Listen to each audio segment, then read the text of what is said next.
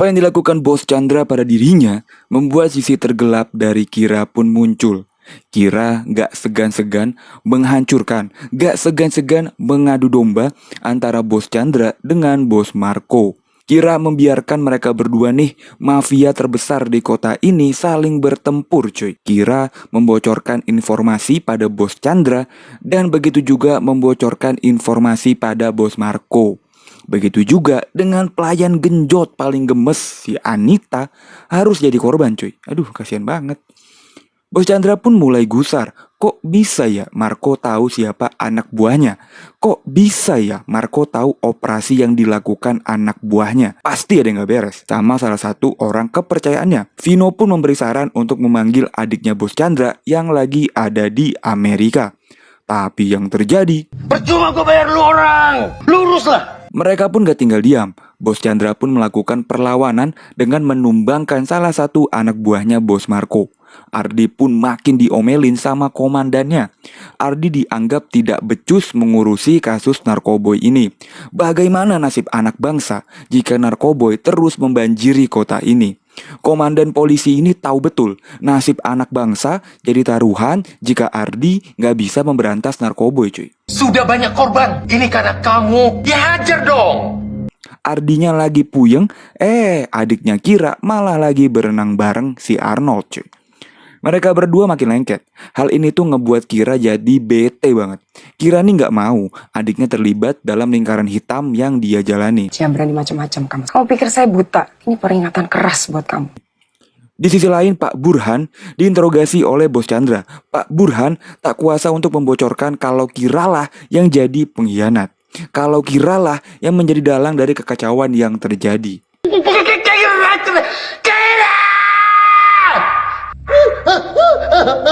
Bos Chandra nggak percaya kalau kurir terbaiknya mengkhianatinya. Sampai saat ini Bos Chandra masih ngeyel, masih nggak percaya kalau Kira jadi pengkhianat. Terlalu besar memang rasa percayanya Bos Chandra kepada Kira. Terlalu besar rasa sayangnya Bos Chandra kepada Kira. Vino lagi-lagi menyarankan Bos Chandra untuk memanggil Herman pulang. Vino yakin bahwa Herman yang berdarah dingin akan dengan mudah menuntaskan masalah ini. Tapi Bos Chandra menolak untuk memanggil Herman pulang. Karena Herman di Amerika lagi mempelajari komposisi barang baru yang akan mereka jual nanti. Herman lagi belajar barang baru yang lebih bagus dan lebih mantap. Gila lu orang. Dikit-dikit panggil Herman. Udah dibilangin berkali-kali tapi Arnold sama Kinan malah makin lengket. Mereka gak peduli kalau Kira gak setuju sama hubungan mereka. Dan yang terjadi, mereka diculik sama anak buahnya Bos Chandra. Ya sudah tentu Arnold akan menyusul temennya yang sudah duluan ke akhirat. Sementara itu dengan tertangkapnya Kinan menjadi durian runtuh bagi Bos Chandra. Kinan dijadikan sebagai awal untuk membalaskan dendamnya kepada Kira. Adanya Kira bos. Kinan diberikan barang yang selama ini Kira jual. Kinan diberi kehormatan untuk mencicip dari mana asalnya kekayaan, kemakmuran, kesejahteraan yang kakaknya dapatkan. Satu plastik penuh tuh Kinan dipaksa oleh Bos Chandra cuy. Gak berhenti sampai situ, Vino pun diutus untuk menggerebek rumahnya Kira. Rumah yang lebih tepat dibilang istana ini cuy, membuat Vino jadi cemburu.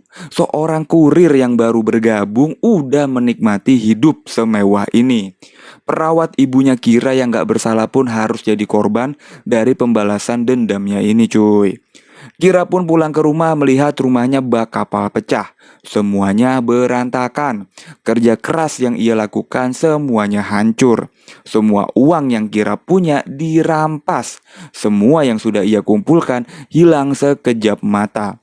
Untung aja ibunya masih selamat. Ibunya diselamatkan perawat di dalam kamar cuy. Tapi kebahagiaan itu sirna saat Kira melihat adiknya dilempar dari mobil dengan keadaan berbusa. Hanya tangisan dan air matalah yang mampu Kira lakukan saat ini. Sebuah ironi, sesuatu yang didapat dengan instan pasti akan hilang dengan cepat juga. Keluarga Kira yang orang miskin dari kampung mendadak jadi kaya, tinggal di rumah mewah bak istana tanpa mereka tahu ya bahwa apa yang dilakukan Kira selama ini. Singkat cerita, Kinan pun dibawalah ke rumah sakit. Kinan pun menjalankan perawatan yang intensif, yang membuat khawatir dokter menemukan kandungan narkoboy yang sangat banyak pada tubuhnya Kinan. Oleh karena itu, dokter akan melaporkan hal ini pada pihak kepolisian. Waduh. Harus melaporkan kejadian ini ke pihak yang berwajib. Dok, saya mohon jangan ya dok. Di sisi lain, di internal kepolisian pun terjadi persaingan. Ardi dan kawannya saling berebut untuk membereskan kasus ini. Mereka berdua pun disemprot oleh komandan polisi cuy. Seharusnya kamu saling membantu. Saya nggak tahu apa-apa, Dan. Di kantor disemprot, di malam harinya Ardi harus merawat Kira. Kira yang hancur lebur dengan apa yang terjadi pada hidupnya, gak punya siapa-siapa lagi untuk bersandar. Mau bagaimanapun, Kira hanya seorang gadis yang rapuh, membutuhkan tempat untuk bersandar. Hanya Ardi satu-satunya yang bisa dia percaya cuy. Setelah semalaman demam tinggi, di keesokan harinya, Kira pun akhirnya memilih untuk jujur kepada Ardi. Jujur bahwa dia berbisnis narkoboy dan berada di tengah-tengah antara bos Marco dan bos Chandra. Kira pun memohon kepada Ardi bahwa dia membutuhkan bantuan Ardi. Ardi pun mencoba menyelamatkan Kira dengan cara Kira harus membantu penyelidikan. Oh, itu orangnya? Iya, Pak. Kira pun dibawa ke kantor polisi dan menjelaskan bagaimana gurita bisnis haram bos Chandra dan bos Marco cuy. Kira nggak punya pilihan lain. Kira pun membuka tuh semua orang yang terlibat di bisnis haram ini cuy. Berhari-hari Kira membantu menjelaskan semua orang yang terlibat. Akhirnya semua rantai pun jelas. Ardi segera bergerak untuk memberantas mereka semua. Dan saya yakin saya tidak akan gagal. Oke. Rencana dimulai dengan menangkap supirnya bos Chandra. Supir ini salah satu tangan kanannya bos Chandra. Enggak ada perlawanan. Supir pun hanya menurut apa yang Ardi inginkan. Supir pun ditugaskan untuk mencari tahu kapan transaksi berikutnya akan dilakukan. Sang supir pun kelabakan bagaimana caranya mendapatkan info dari bos Chandra. Namun yang terjadi, Lu kenapa jadi banyak tanya? Keluar. di sisi lain, Kinan pun harus menghembuskan nafas terakhir. Kinan tewas setelah terlalu banyak mengkonsumsi pil mawar cuy. Lihatlah Kira, memang dia punya segalanya. Punya uang, rumah mewah dan hidup enak. Tapi ia dapatkan itu semua dengan cara yang salah. Dengan cepat semua yang Kira miliki pun hilang. Rumahnya diobrak-abrik, tabungannya diambil. Dan sekarang adiknya yang paling ia cintai pun telah tiada. Menyesal bukanlah pilihan, karena semua sudah terjadi. Kinan telah tiada. Kakak janji, kakak akan balas semua dendam kamu.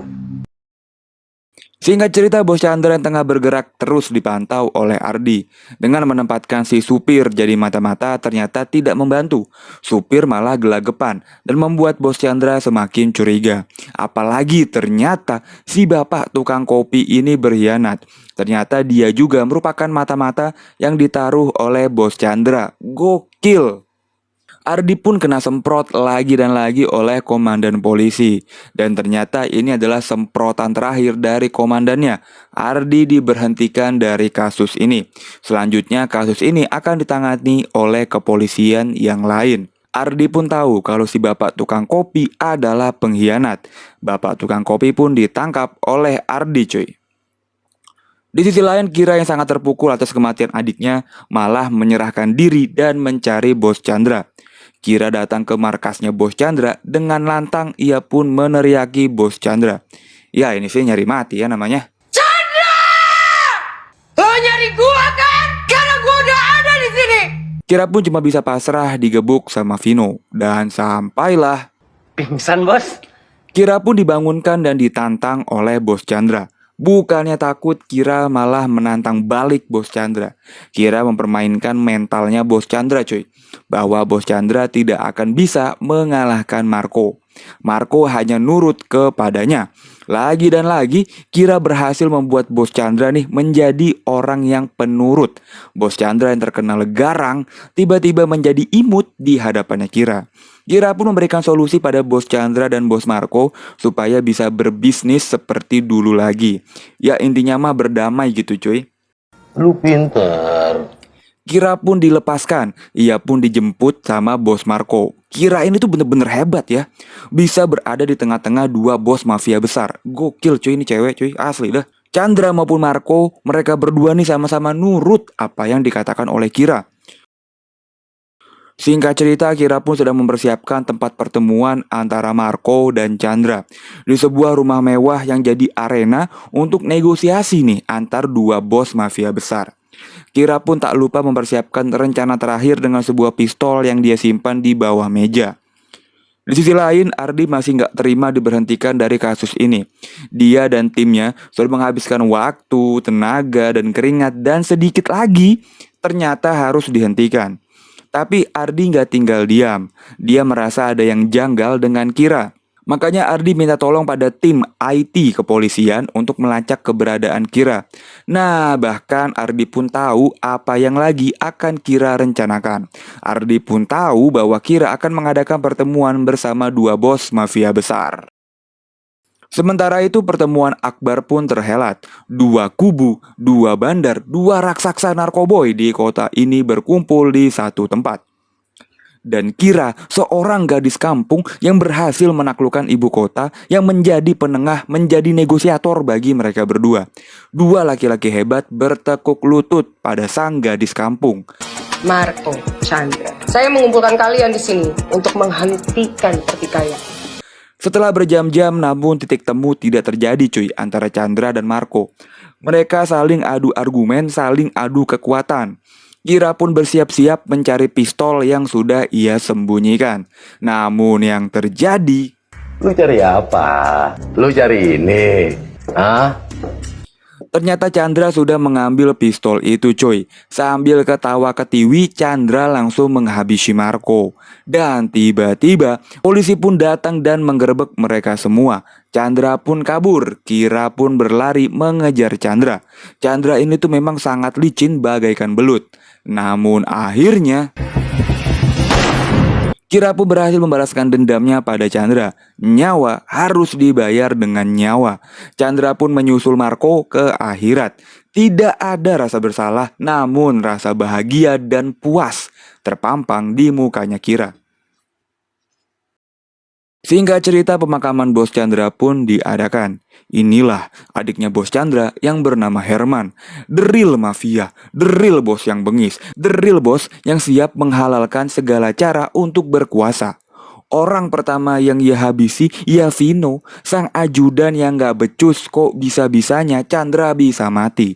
Herman pun melampiaskan kekesalannya pada Vino. Vino pun memberitahu bahwa Kiralah yang menghabisi Chandra. Kiralah yang melakukan ini semua. Di sisi lain, Kira merasa sangat bahagia karena berhasil membalaskan dendamnya pada Chandra. Kira merasa lega setelah berhasil membalaskan dendam pada Chandra.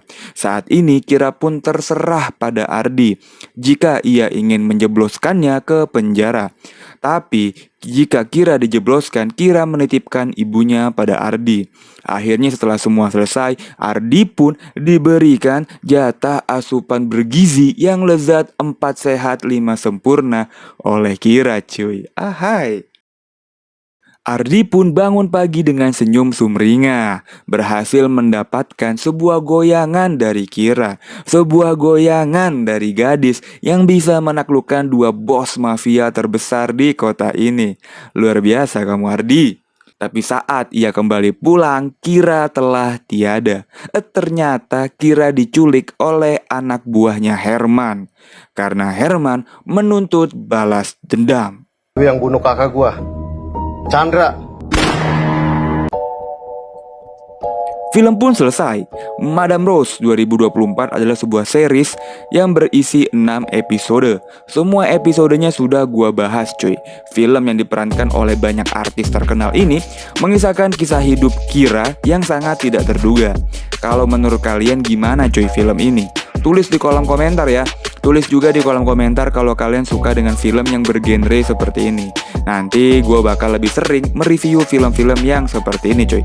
Makasih yang udah nonton, silahkan subscribe. Gua cabut dan dadah.